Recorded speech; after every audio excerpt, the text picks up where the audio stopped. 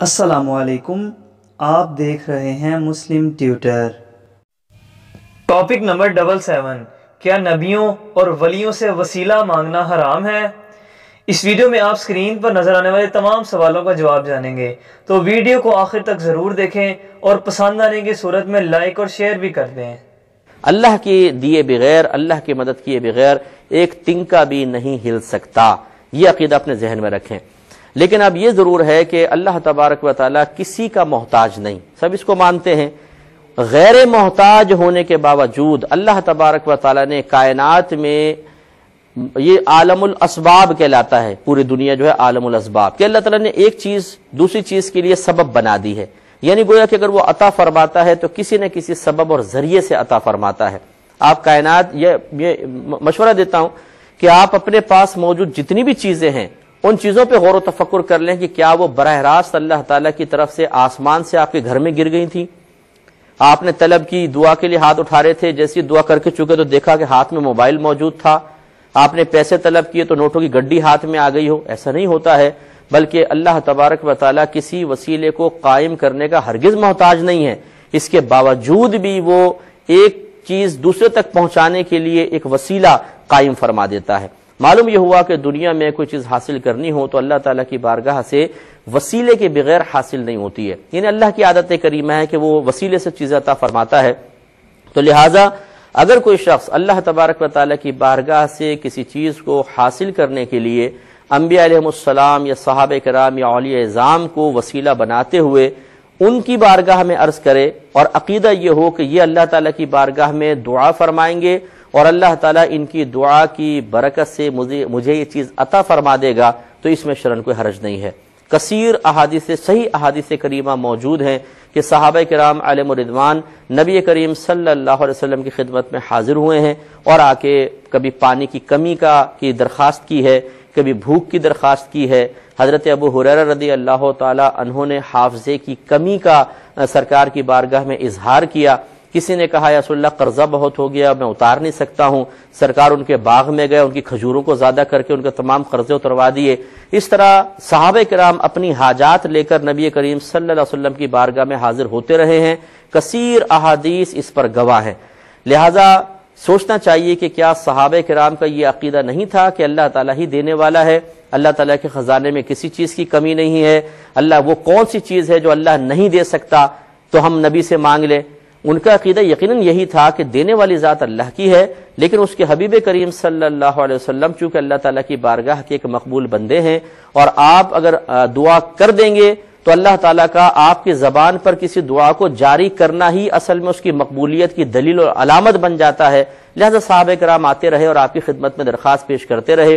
کہیں ہم نے حدیث میں نہیں پڑھا کہ نبی کریم صلی اللہ علیہ وسلم نے فرمایا کہ میرے پاس کیوں آ رہے ہو؟ جب میں نے تمہیں بتا دیا ہے کہ اللہ تعالیٰ سے براہ راست تم طلب کر سکتے ہو تو ڈائریکٹ اللہ سے مانگو، میرے پاس کیوں آ رہے ہو دعا کروانے کے لیے؟ کیا تم دعا نہیں کر سکتے ہو؟ میری اور تمہاری دعا میں کیا فرق ہے؟ نہیں، یقینی سی بات ہے کہ نبی کریم صلی اللہ علیہ وسلم نے جب ان صحابہ کرام کی درخواست کو قبول کرتے ہوئے اللہ تعالیٰ کی بارگاہ میں دست طلب دراز کر دیا تو ثابت فرما دیا کہ دینے والی ذات تو اللہ کی ہی ہے، لیکن اس کی بارگاہ کے مقبول بندوں کو وسیلہ بنا لیا جائے تو اجابت میں جلدی ہوتی ہے، اللہ تبارک و تعالیٰ بہت جلد عطا فرماتا ہے۔ مفتی اکمل صاحب کو سننے کے بعد جو سب سے بڑا سوال پیدا ہوتا ہے، اس کا جواب جاننے کے لیے آپ ہماری اسکرین پر نظر آنے والی ویڈیو ضرور دیکھیں، اور جو مفتی اکمل صاحب نے دلائل دیے ہیں کیا وہ درست ہیں، اس کا جواب انجینئر محمد علی مرزا صاحب سے سنتے ہیں۔ حدیث کی عوام، بلکہ دیوبند کی جو عوام الناس ہے نا، بالکل سادی عوام، وہ تو سمجھ لیں، وہ کہتے ہیں جی یہ دیکھو جی بت پرستوں میں ان میں کیا فرق ہے، وہ بتوں کا وسیلہ کرتے تھے، یہ اولیاء کا کرتے ہیں۔ آپ جو ہے آپ بیچ میں درمیان میں ایک عجیب سچویشن پیدا کر دیتے ہیں، آپ کہتے ہیں جی مانتے بھی ہیں لیکن مطلب کچھ کا انکار بھی کرتے ہیں، یا تو بندہ شیعہ یا بریلوی ٹائپ ہو جائے۔ وسیلے پہ میرا مسئلہ نمبر 43 ہے میرے بھائی، ڈیٹیل میں نے ایک ایک چیز ثابت کی ہے۔ 6 وسیلے ہیں جو مشہور ہیں، 5 ثابت ہیں۔ سب سے پہلے اللہ کے اسماء کا وسیلہ، وَلِلَّهِ الْأَسْمَاءُ الْحُسْنَى فَادْعُوهُ بِهَا، اللہ کے ناموں کے ذریعے اللہ کو پکارو۔ دوسرا وسیلہ ہے کوئی شخص اپنے نیک اعمال کا وسیلہ پیش کرے، وَاسْتَعِينُوا بِالصَّبْرِ وَالصَّلَاةِ، جس طرح کہا گیا نماز اور صبر کے ذریعے اللہ کی مدد چاہو۔ المدد یا نماز، المدد یا صبر نہیں ہے، یہ سارے دھوکے مفتی اکمل صاحب نے ختم کر چھڑے نے کہ جی آپ نماز اور مدد چاہو، کس کی مدد چاہو؟ آگے ہے ان اللہ مع الصابرین، اللہ کی مدد چاہنی ہے، اللہ صبر کرنے والے ساتھ ہے۔ تیسرا وسیلہ ہے، یہ تو نیک اعمال کا ہو گیا، اس میں وہ بخاری مسلم حدیث ہے 3 لوگ غار میں پھنس گئے تھے۔ تیسرا وسیلہ ہے جنت میں ایک مقام ہے الوسیلہ، آپ صلی اللہ علیہ وسلم کی بخاری مسلم میں حدیث ہے، جو اس مقام کے لیے میرے لیے دعا کرے گا، اذان کا جواب دے، درود شریف پڑھے، تو میری شفاعت اس کے لیے حلال ہو جائے گی، وہ مقام وسیلہ ہے۔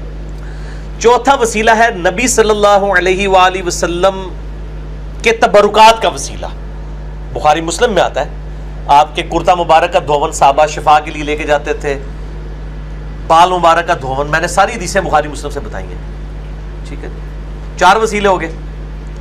5واں وسیلہ ہے جو بندہ زندہ ہے، آپ کے سامنے موجود ہے، آپ اسے جا کے دعا کروا لیں، جیسے صحیح بخاری میں 1010 نمبر حدیث ہے، اے اللہ جب تک تیرے نبی ہم میں موجود تھے، سیدنا عمر کہتے ہیں، ہم ان کے ذریعے تیری طرف توسل اختیار کرتے تھے، ہم نبی کے چچا کو اب لے کے آئے ہیں، ان کی دعا کی برکت سے پھر وہ بارش نازل ہوگی۔ تو جو شخص آپ کے سامنے موجود ہے، نہیں لیکن وہ پھر ایک اعتراض کرتے ہیں نا، کیونکہ اہل حدیث میں تو اس میں چڑھائی کر دیتے ہیں نا، مطلب مشرک کی کہہ دیتے ہیں نا عوام، تو وہ کہتے ہیں جی حضرت عمر رضی اللہ عنہ کی شہر سے زیادہ اللہ قریب نہیں تھا، کیا چیز حضرت عباس کا وسیلہ دینے کی ضرورت نہیں تھی، ڈائریکٹ اللہ سے مانگ لیتے تھے۔ وسیلہ جو وہ وسیلہ دعاؤں کی قبولیت کا ذریعہ ہے، بخاری مسلم میں حدیث ہے جب بارش نہیں ہوتی تھی صحابہ کرام نبی علیہ السلام سے دعا کرواتے تھے۔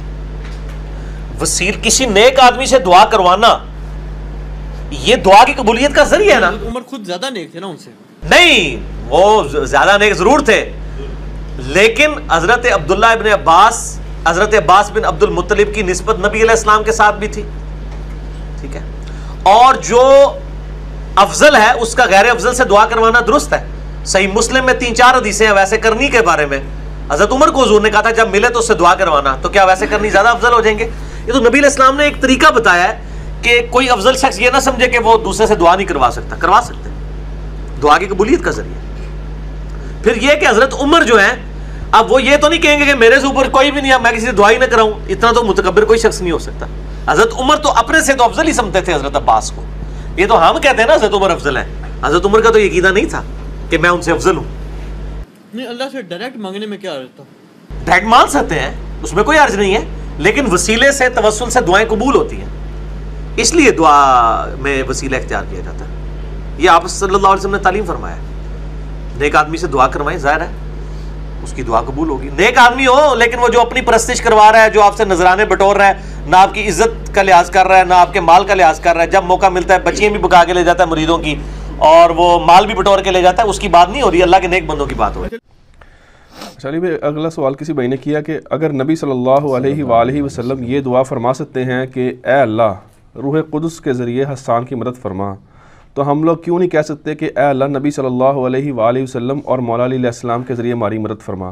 یہ تو وسیلہ اور وسیلہ شرک کیسے ہو گیا؟ نہیں، وسیلے کو کوئی شرک نہیں کہتا، یہ بالکل جھوٹ ہے۔ وسیلے کو جنہوں نے شرک کیا ہے، سب سے پہلے میں نے اس کو رد کیا ہے۔ 6 وسیلے ہیں جن میں سے 5 تو کتاب و سنت سے ثابت ہیں، ایک کے بارے میں اختلاف ہے، اور اس کو بھی ہم نے کوئی شرک نہیں کہا، نہ میں نے تو ایون بدعت بھی نہیں کہا، اور وہ وسیلہ ہے نبی علیہ السلام کا وسیلہ۔ باقی نبی علیہ السلام کے علاوہ اور ہستیوں کے وسیلوں کے بارے میں سخت ہوں۔ اب یہ دیکھیں، آپ مثال ہی غلط دے رہے ہیں۔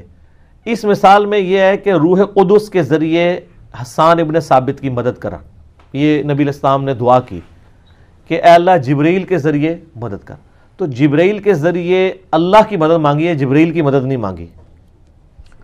دوسری بات، اس کا یعنی جو ڈیکورم سیٹ ہے پہلے سے، ایک پریسیڈنٹ موجود ہے، وہ قرآن پاک میں حضرت عیسیٰ علیہ السلام کے جتنے معجزات ہیں نا، اس کے بارے میں یہ ذکر آتا ہے کہ ہم نے عیسیٰ کی مدد کی روح قدس کے ذریعے۔